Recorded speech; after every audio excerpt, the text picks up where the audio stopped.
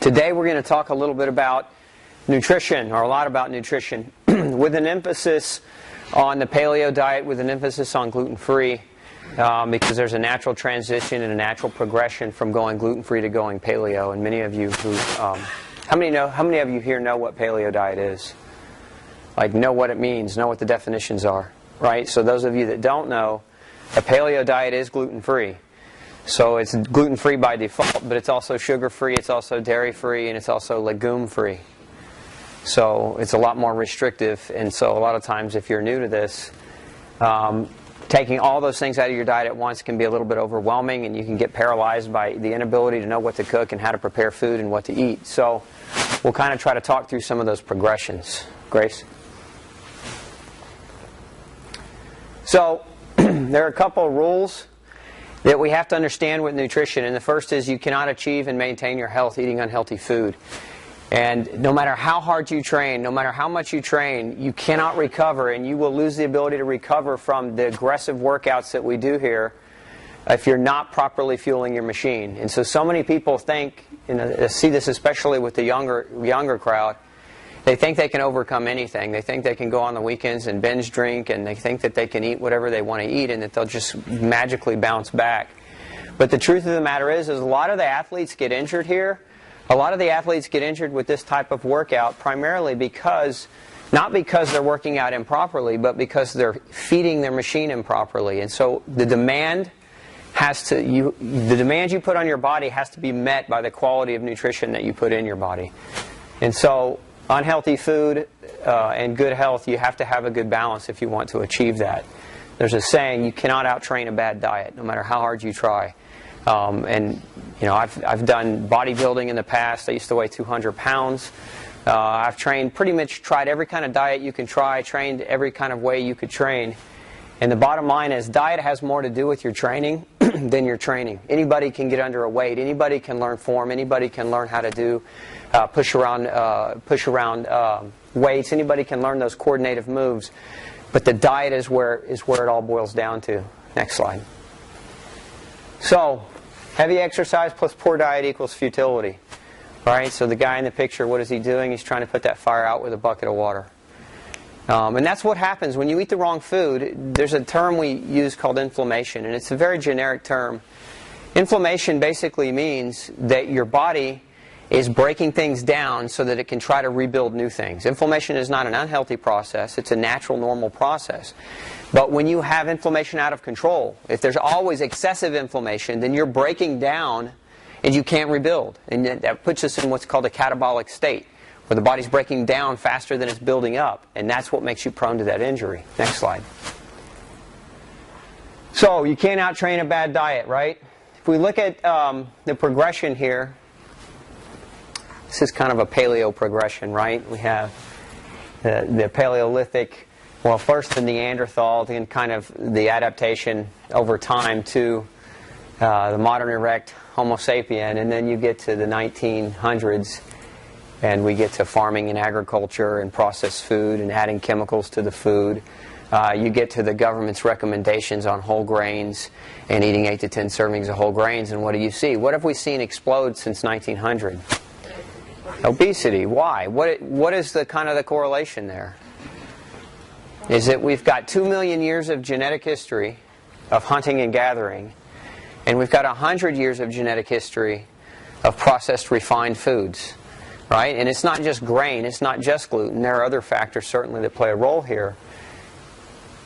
But grain is one of the biggest factors because the FDA and the USDA recommend 8 to 10 servings a day. I used to do experiments when I taught nursing students. I used to make my nursing students go on grain-free, or rather not grain-free, I used to make them go on the food guide diet, like the food pyramid diet. You guys have seen the food guide pyramid? And I'd make them follow the recommendations, 8 to 10 servings of grain, right? And what we saw inevitably happen with this experiment was they all got sick. They all felt horrible, right? And I taught them that so that they could see that what they thought or what was being taught was absolutely incorrect. And sometimes it's good to know both ends of the spectrum. It's one thing to read about a recommendation. It's another thing to experience the recommendation not working for you. Does that make sense?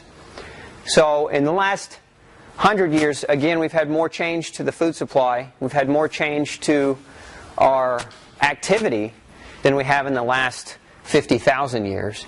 And that progression has led to heart disease, cancer, diabetes, and all those diseases of chronic inflammation. Again, we go back to what we said before about inflammation. So, again, you can't out-train a bad diet. Go ahead, next slide.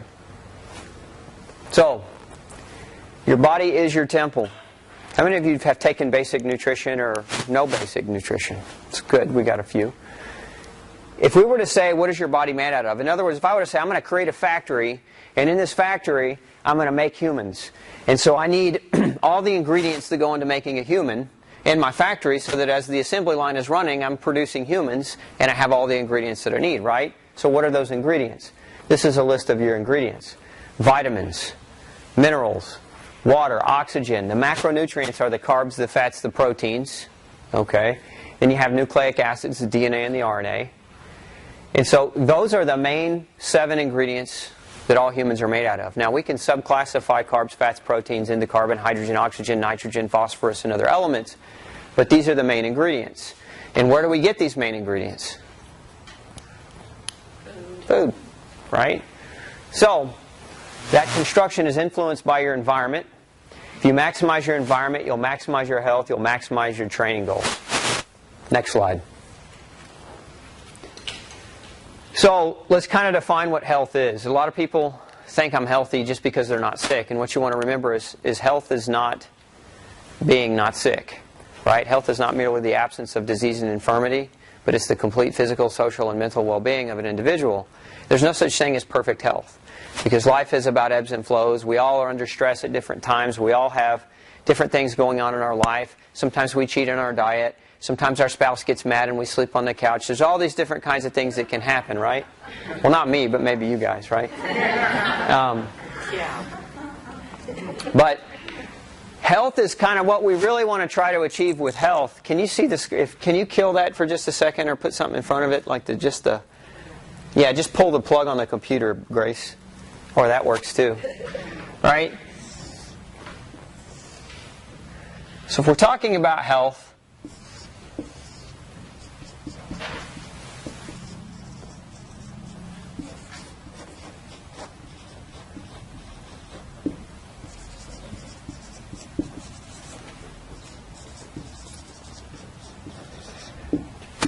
this is called the triangle of health.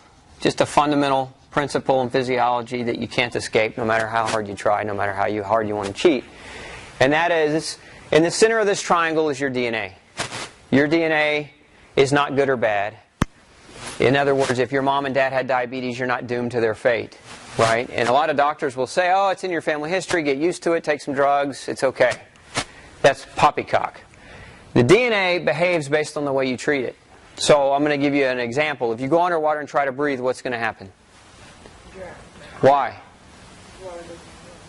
Well, why can't you just breathe it if you want to?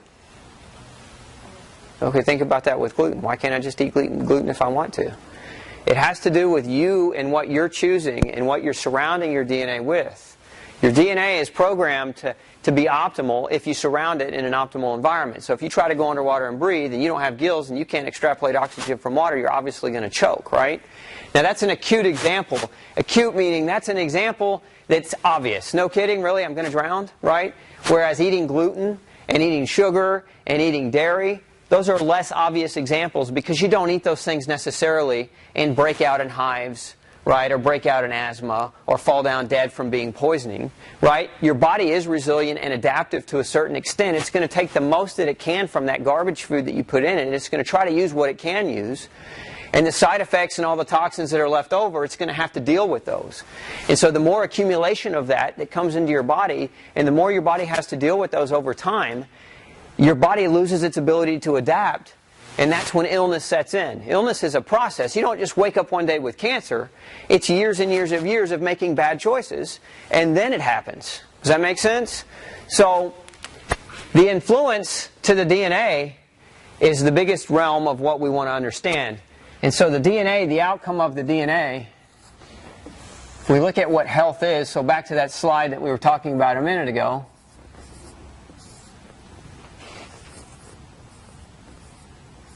Okay. Ooh, I need a smiley face over here, don't I? Otherwise, life is hopeless, and we all just put a gun to our heads and just end it, right?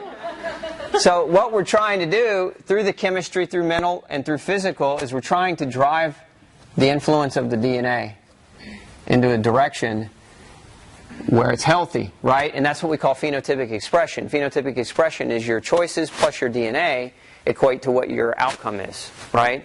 And so when a person is injured, when a person has illness or disease, that's the direction they're headed. So they've shunted this pathway, right? And they've led themselves to that pathway.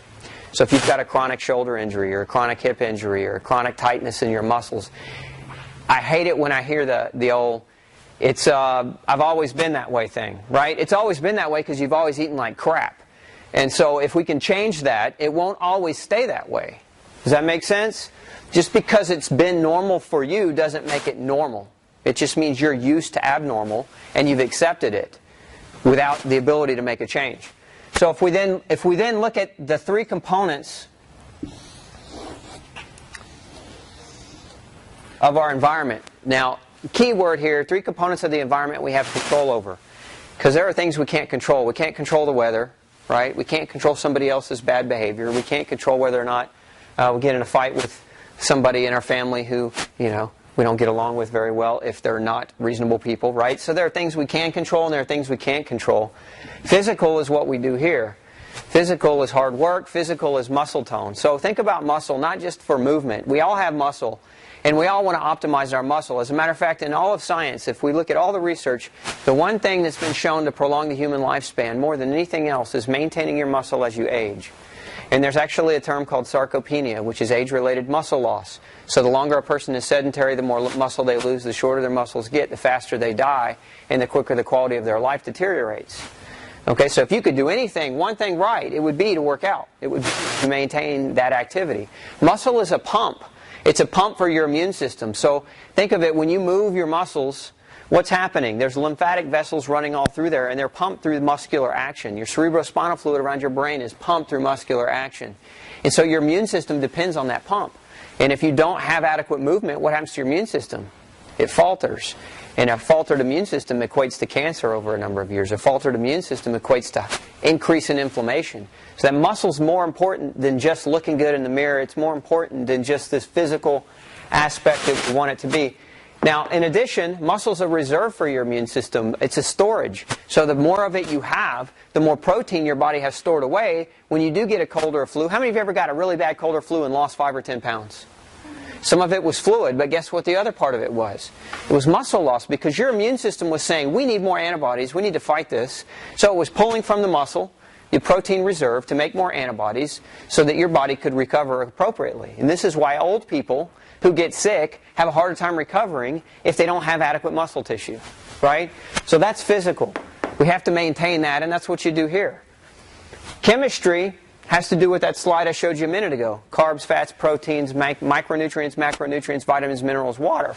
If you have the wrong chemistry coming in, it's going to influence the DNA in this direction, right? Chemistry. Food allergy is the biggest wrecker of chemistry. Now, food allergies, we talk about allergy, then there's another term called intolerance, and there's another term called sensitivity. They all basically, they're different, but they mean the same for you. Is if you have an allergy, intolerance, or sensitivity, what do you do with that food? Do you keep eating it or do you avoid it? How many times have you heard somebody say, I'm going to pay for this tomorrow, and they do it anyway? All right, probably last night, many of you at the Halloween party, right? So, you're glad I probably would be saying it today. Nobody's perfect, right? Nobody's 100% perfect, but food allergy, and this is where we get into gluten sensitivity a little bit, because with gluten sensitivity, it's now speculated, the last estimated study, 30 to 40% of the U.S. population has gluten sensitivity to a certain degree. And some of you say, well, that's bold because, we've been eating it for hundreds of years and we haven't seen all this in the past. Well, what you need to know is that gluten is 3 to 5 times more concentrated in your grain today than what it was even 30 years ago. So it's an issue that the food is not the same as what it was. And so you may take an ancient grain, like that was the original grain, which is called einkorn wheat, which had, several times less gluten in it than what we see today with our made breads. Back then when you made bread you had to break it. It was hard. There wasn't enough gluten in it to make it soft and doughy. That's what gluten does, is it makes it chewy, it makes it pliable. It's a sticky, gluey protein. And so we've genetically hybridized our grain to contain more of it. And so now when you're eating one serving of bread, you're getting 5 times the quantity of gluten as your grandparents did when they ate a serving of bread 30 years ago. Does that make sense? And this is one of the reasons why we're seeing this huge increase and this huge rise in gluten sensitivity. And we can even go back further in time than that. I'm not going to get into that detail though, but the sensitivity for gluten is something that you should all look at or look into, because that's, I said before, that's kind of your starter point into going paleo, is grain avoidance.